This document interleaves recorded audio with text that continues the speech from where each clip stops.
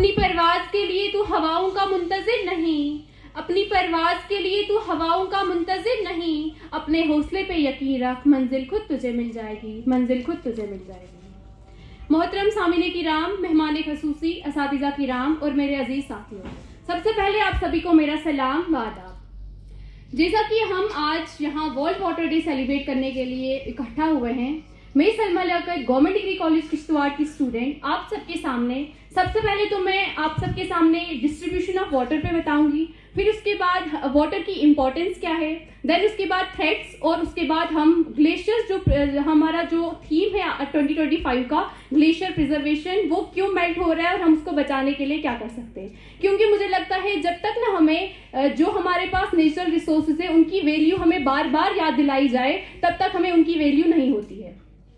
तो अगर मैं बात करूं डिस्ट्रीब्यूशन ऑफ वाटर की, जैसे कि हम सब जानते हैं हमारी जो अर्थ है ये 71% जो है वाटर से कवर है और सिर्फ 29% लैंड से कवर है, और इसीलिए हमारी अर्थ को ब्लू प्लैनेट कहा जाता है। और अगर आप सवाल ये उठता है अगर 71% सिर्फ पानी है तो वर्ल्ड वाटर डे सेलिब्रेट करने की क्या जरूरत पड़ी।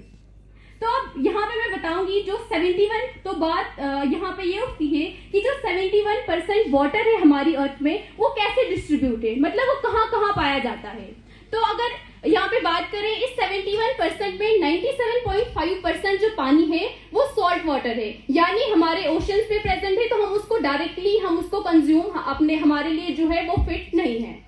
और इसमें 71% में जो 2.5% सिर्फ ऐसा पानी है जो कि फ्रेश वाटर है, उसमें भी जिसको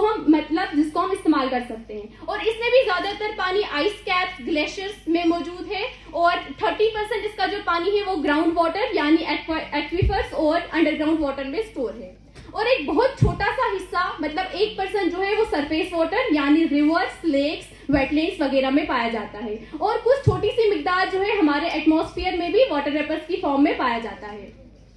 तो जो सवाल उठा था कि हम इस दिन को सेलिब्रेट क्यों करते हैं, तो वजह यही है कि ये जो फ्रेश वाटर जो कि सिर्फ 2.5% मौजूद है, हम इसकी अहमियत को समझें और हम कैसे सस्टेनेबल वेज हम मैनेज करें इस पानी को इस्तेमाल करने के लिए हम जो कौन कौन से स्टेप ले सकते हैं उस पर फोकस करें। तो अगर मैं बात करूं पानी की अहमियत की, इस बात से कोई भी इनकार नहीं कर सकता, पानी एक ऐसी चीज है जिससे लाइफ ओरिजिनेट हुई है। तो मतलब हमारी लाइफ का जो सर्वाइवल है, सस्टेनेंस है, वो पानी से ही है, पानी ही है। और ह्यूमन हेल्थ की बात कर ले तो जितने भी बॉडी फंक्शंस हैं हमारे, वो फिर हाइड्रेशन मेंटेन करना रहा, वेस्ट रिमूवल की बात करें, डाइजेशन, एब्जॉर्प्शन, ये नॉर्मल हम अपनी हेल्थ की बात कर रहे हैं, वहां पे पानी बहुत ज्यादा अहमियत रखता है। इसके अलावा इकोसिस्टम और एनवायरनमेंट की बात करें तो जैसे कि मैंने बोला लाइफ को सपोर्ट करता है। इसके अलावा एग्रीकल्चर, इंडस्ट्रीज, टूरिज्म में बहुत अहमियत हासिल है। सिर्फ इतना ही नहीं, यहाँ तक कि हमारे लाइवलीहुड सर्वाइवल तो एक बात हुई, हमारी इकोनॉमी, हमारी लाइफ का कोई भी हिस्सा ऐसा नहीं है जिसमें पानी का इस्तेमाल नहीं है। हमारी इकोनॉमी में भी public health, economic growth, food security, यहाँ तक कि स्पिरिचुअल एंड कल्चरल सिग्निफिकेंस भी पानी की है। तो अगर अब जेएनके की बात करूं मैं, जेएनके में वाटर के सोर्सेज क्या क्या हैं, ये जनरली हमारे पास मेजर रिवर्स हैं जो कि झीलम, चिनाब, इंदस, रवि और तवी है। और इसके अलावा ग्लेशियर्स की लेक्स की बात करें तो मेजर लेक आते हैं इसमें, वुलर लेक, मानसर लेक, डल लेक। और इसके अलावा ग्लेशियर्स की बात करें तो इंडिया जेएनके में 2019 में सर्वे की गई थी कि उनको जो है अराउंड 214 ग्लेशियर्स मिले, और उन्होंने देखा कि लगभग पिछले 30 सालों में 29% जो ग्लेशियर है वो डिक्लाइन हो चुका है।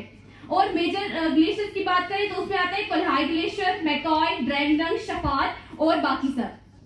अब हमारे पास जो वाटर के इतने सारे रिसोर्सेज हैं, रिवर्स है, लैक्स है, ग्लेशियर्स है, इन पे क्या थ्रेट्स है। अगर हम थ्रेट्स की बात करते हैं तो मोस्टली क्या बिल्कुल ओवरऑल जो है इसके लिए एक इंसान, ह्यूमन ही रिस्पॉन्सिबल है कि, और उसमें सबसे पहले आता है पोल्यूशन, दूसरा आता है ओवर एक्सट्रैक्शन, तीसरा आ गया